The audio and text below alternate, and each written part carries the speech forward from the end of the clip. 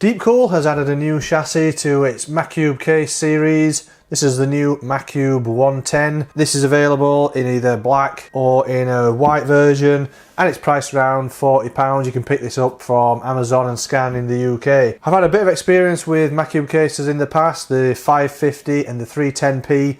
Both of those had this same closed or solid front panel design with just two small vents down either side of the front panel, so airflow was challenged in both of those cases. Not so much in the 550 because that had a vent on the side panel and you could install some fans at the side of the motherboard tray blowing out or sucking in, so that weren't too bad. But on both the 310p and on this new MACUBE110 you have this solid or closed front panel design, which is obviously going to have some kind of effect or some kind of negative impact on airflow through the system. So maybe if you know that you're going to be installing a high spec system that's going to be generating a lot of heat, maybe this is not the ideal case. I would have liked to seen DeepCool maybe either offer this in two different versions, so either a high flow version with some mesh or some kind of vent on this front panel, or supply two front panels with this case.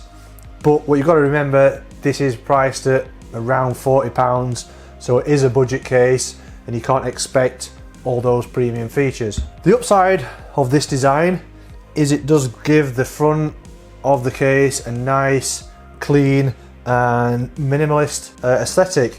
I quite like that design. I liked it on both the 550 and the 310, but it is obviously a compromise. As you can see from this front panel, you only have very small vents down the side, so these are only like 50mm wide vents. As I've said, that is going to impact airflow into the front of the case. On the top of the case, there is a large vented section, so you can install fans in a pull configuration if you like, up at the top here, sucking airflow into the system from the top, and that is covered up by this magnetic perforated metal dust filter on the top. And then also on the front panel, connectivity, there's two USB type A ports, power, reset button, and then just a single 3.5mm audio jack for your headphones and your microphone. One thing that is missing from that front panel I/O connectivity is a USB Type-C port. I'm not 100% sold on whether you need a USB Type-C connector on every case yet, or out of all the devices or peripherals that I've connected up to my own PC that are USB Type-C, they've all come with a Type-C to Type-A cable anyway, so I'm not sure that it's necessary, but it's nice to see just in case you do need to use USB Type-C in future. Before we dive into this review and take a look at this case in a bit more detail, make sure you subscribe to the channel, hit the like button and hit the bell button for notifications. If you want to check out our other in-depth hardware reviews, head over to KitGuruTech. If you want to help support the channel, you can do so by heading over to our store, picking up some KitGuru merch, or you could subscribe to our Patreon. And if you want to connect with us, you can do so through Facebook, Instagram, Twitter and Discord.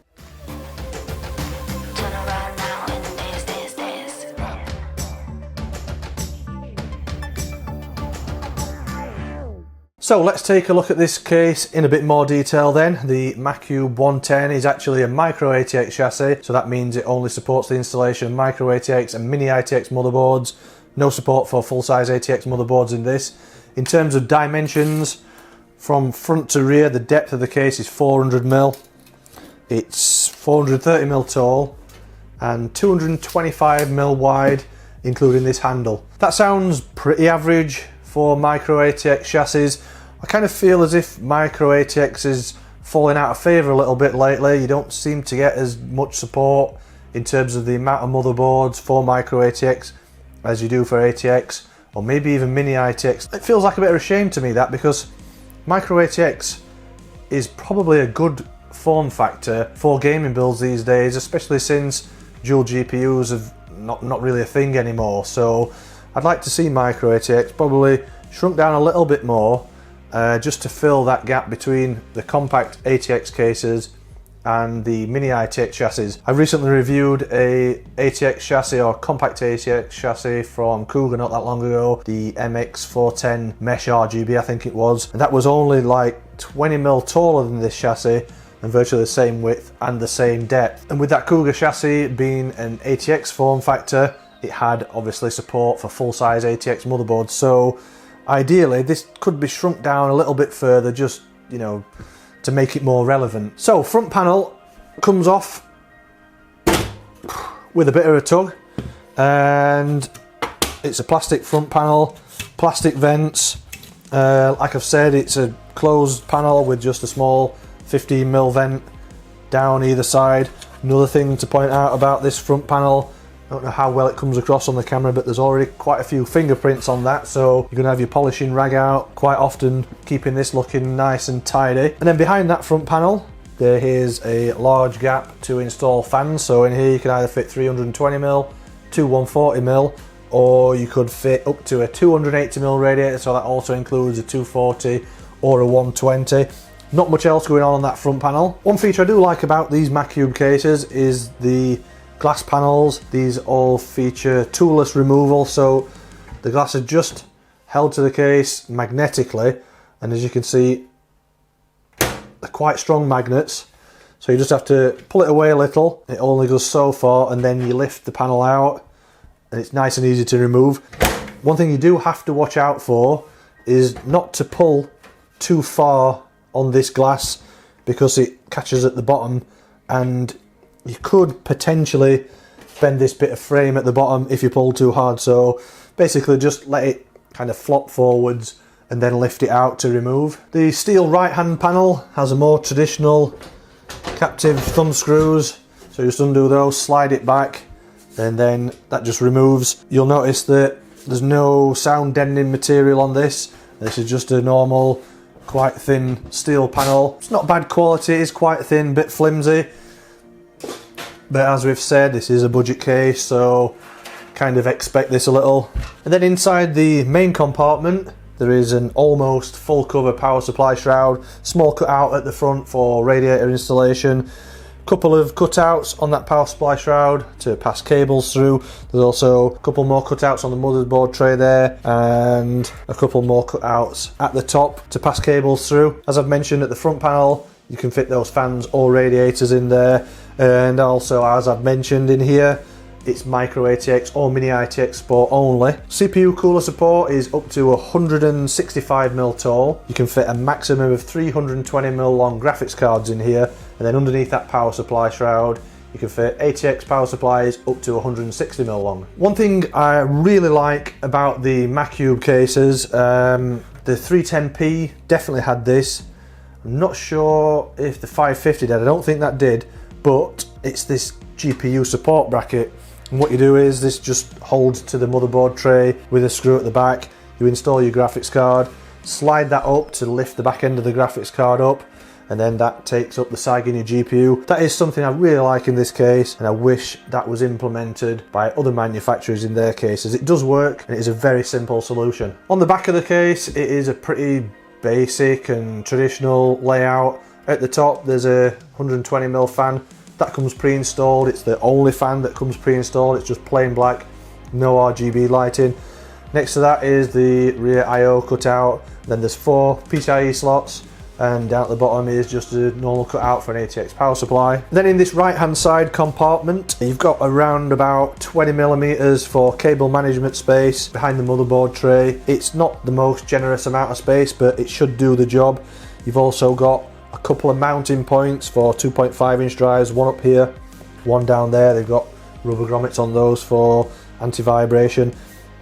This is the screw that is used to adjust the GPU anti-sag bracket, and as you can see, as I pointed out, a couple of cutouts for cables there, and there's also quite a few points to tie down cables, so eyelets on the motherboard tray scattered here and there, so cable management looks like it should be alright. Then down at the bottom, under the power supply shroud, looks like there's quite a healthy amount of space there to hide cables.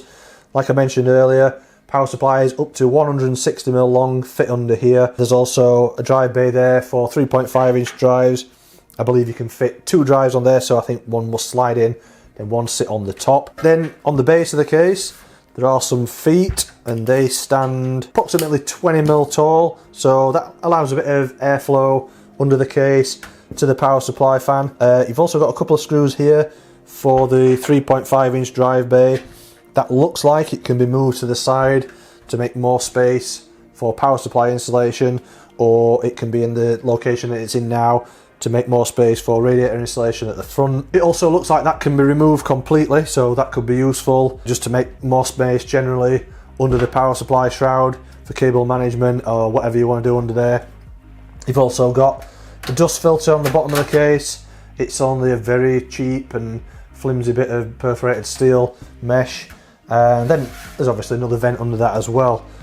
It's not brilliant that, but again, at this price range, can you really expect much more? There's a small Ziploc bag that comes just attached to these cables with a twisty tie thing. Inside there you've got a MACUBE110 user guide. There's also some zip ties in there and the usual bunch of screws that you get with any case. And then at the top of the case is, as I mentioned previously, this other dust filter, another just standard perforated steel dust filter. Below that is another vented section. There is a bit of space at the top of the case between the top of the motherboard and this top panel of the chassis. Up there you can install either two 120 or two 140mm fans, and there should be enough space up there as well to fit either a 240 or a 280mm radiator or AIO. As I said earlier, the only fan that comes pre-installed with this case is this plain black fan at the back, 120mm, no RGB, and it connects up to the motherboard header via a 3-pin connection, or it can be powered by Molex, so no PWM support. So I think that is all the specs and the features covered. If there's anything I've missed, or if you've got any questions, let me know in the comment section. It sounds pretty basic and functional. There's nothing wrong with that. You know, that's what I look for in a case anyway. But the best way to test the performance of a case, or to test what it's capable of, is to build a system inside. So that is exactly what we'll be doing with this B550M Aorus Pro from Gigabyte, AM4, AMD Ryzen compatibility. CPU is a AMD Ryzen 5 3600X. We'll pretend this is a 5600X. We'll have to use our imagination. Couldn't get hold of a 5600X, so we're stuck with a 3600X for now. 16GB of Corsair Dominator RGB memories going into it as well. And graphics, we have a EVGA RTX 3070 XC3 Ultra graphics card. That wasn't easy to get hold of either. Cooling the system, we're going to go with the DeepCool Castle 240EX, or might chuck in the 280X instead if there's enough space. Power is also provided by a DeepCool DQ850M V2L power supply. And storage, I think I have a Corsair MP600 500GB M.2 drive I'm going to throw in there. And I've also got some of these DeepCool CF120 Plus RGB fans. I'll see if I can fit a few of those in the front panel, and maybe swap out that black one as well in the back and have a bit more RGB-ness. So let's get on and see how this build goes.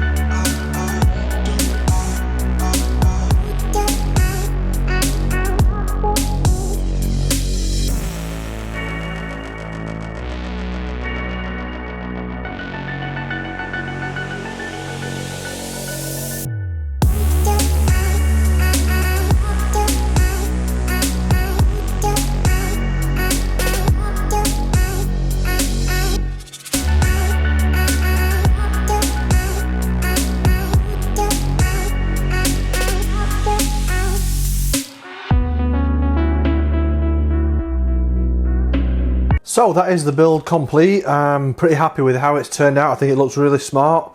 All those components seem to complement each other really well. I've just set a basic static green lighting just to complement the DeepCool theme, and 280mm AO is fitted in the top of the case. I'll come back to that in a minute. Overall, it wasn't too bad to build a system inside this case. There were one or two minor issues, I'd say. Nothing that makes it really difficult to build a system inside, just small niggly things that are annoying more than anything, and probably just made it take a little bit longer than it should have. One of those issues involves that top mounted AO. Fitting a 280mm AO in the top is quite difficult. It's quite tight. It does fit in and there is space around it, sort of. Getting to install the EPS cable at the top of the motherboard is impossible with a 280mm AO installed. Probably should have plugged in the EPS cable before and then screwed the radiator in place. That's probably my fault, but still, once the AO's in there and the EPS cable's connected, it's extremely tight to the radiator. The clearance between the cable and the radiator is virtually non-existent. When I turned the system on, that cable was just catching in one of the fans, so I had to really bend it back to get it out of the way of the fan. Maybe with a 240mm AO installed, you might not have that problem. Another minor problem is the cutouts for front panel cable management. So if I just pull this front panel off again, you can see that one of these fans, the cables had to be routed round the front of the front panel through this cable cutout. Yes, probably I could have routed it up and then through the cutout at the top of the motherboard, just here. There's a much easier way to solve that issue, is just to have a cutout there and another cutout here on the motherboard tray, and then you could just route the cables from inside the system through this cutout and back where you want them normally. This kind of cutout at the front here is usually for when you install a fan on the outside of the front panel and then you just route your cables in and through. That isn't possible with this case. Behind that front panel, you've not got enough space between the chassis and the front panel to install a fan, so they seem a bit pointless, those cutouts, to me. And like I said, all it takes is just a couple of cutouts on the motherboard tray and that would be that problem solved. And the only other small issue that I had with the case as well is there's quite a few sharp edges on it when you remove the glass and the steel side panel. These corners here on the front and the back are extremely sharp. It tried to stab me in the arm a couple of times when I was building the system. Luckily, I managed to get away without any injury. And also, if I just spin this back round again, where these bits of motherboard tray are folded over to help with the cable management or tying cables to, these are also a bit sharp as well. Not so much that they're going to injure your fingers or anything like that. I don't think they're sharp enough to cut you or anything, but you have to be careful when you're routing cables not to route a cable over the top of them and trap the cable. It could potentially dig into the cable a bit, potentially damage it, could potentially cause a short or something like that. So just something to be aware of. It's not a major issue, it might not be a problem for anyone, but you just need to be aware of that with the cables. But other than those minor issues, the rest of the system went together pretty easily. Plenty of space in the main motherboard area to work. Cable management on the back of the case is really good. Plenty of cable pass-through cutouts, plenty of places to tie cables down, so I'm impressed with that. Being able to install that 280mm rad up at the top is great. You've got the option to do that at the front as well, but with this solid panel, airflow's probably not going to be brilliant to that front panel. So yeah, overall, it's not a bad case. As I mentioned at the beginning of this review, I'd like to see maybe an optional high airflow panel for this case, maybe with a large cutout with mesh, or maybe some louvered vents or something like that, just to help improve airflow through the front of the case and through the system. To test that theory out, whether it would benefit the case, having a open front panel, just going to run some thermal performance tests using IDA 64, stressing in CPU and the GPU, and then we'll measure the average temperature throughout the test with the case in a couple of different configurations. So first off, I'll test it in its default configuration with all the side panels installed and the front panel installed, and then I'll remove the front panel but leave the side panels on, and then do a final test with the front panel on but with one of the side panels off, just to see if that makes any difference as well to the CPU and GPU temperature. Currently the CPU, the AMD Ryzen 5 3600X. It's just running at its stock frequency. The fan speeds have all been set to a standard fan profile using the Gigabyte fan control software, and the Corsair Dominator RGB memory that's running at its XMP 3200 MHz profile. So we ran the test for 30 minutes each. That should have given the system enough time to get up to its steady state constant temperature, and then we measured the average temperature throughout the test. Temperature data that you can see in the charts is the average delta temperature, so that means that the ambient room temperature has been deducted from the actual temperature readings. With the case in its default configuration, average CPU temperature throughout the test was 56.8 degrees. That dropped by just over 3 degrees with the front panel removed, which is very similar also with the glass panel removed. That shows that a high airflow front panel would have some effect on the CPU temperature. GPU temperature remained pretty constant throughout the test. Our system is configured to favour GPU temperature over the CPU. But overall the thermal performance is not bad, taking into consideration that we've got this solid front panel with just a small 15mm gap. I imagine that if DeepCool could have just made this front panel a little wider, making those vents down the side slightly larger, that again would have helped the thermal performance. But as I've said right from the beginning of this review, I would like to see some kind of airflow front panel available for this case. Other than that, I'm pretty happy with the case. I really like the appearance. I like this understated, clean, almost box shape aesthetic. There's one or two little niggles, as I've said, during the installation, but nothing that made me not like the case or made it any more really difficult to install the system inside. It just added a little bit of time onto the build, that's all. So overall, it's a nice looking case, okay to build a system inside. The only problem I've got really is more with the micro-ATX form factor. Since the introduction of compact ATX cases such as the Cougar MX410 that I mentioned earlier, since we've had those small ATX cases, it seems really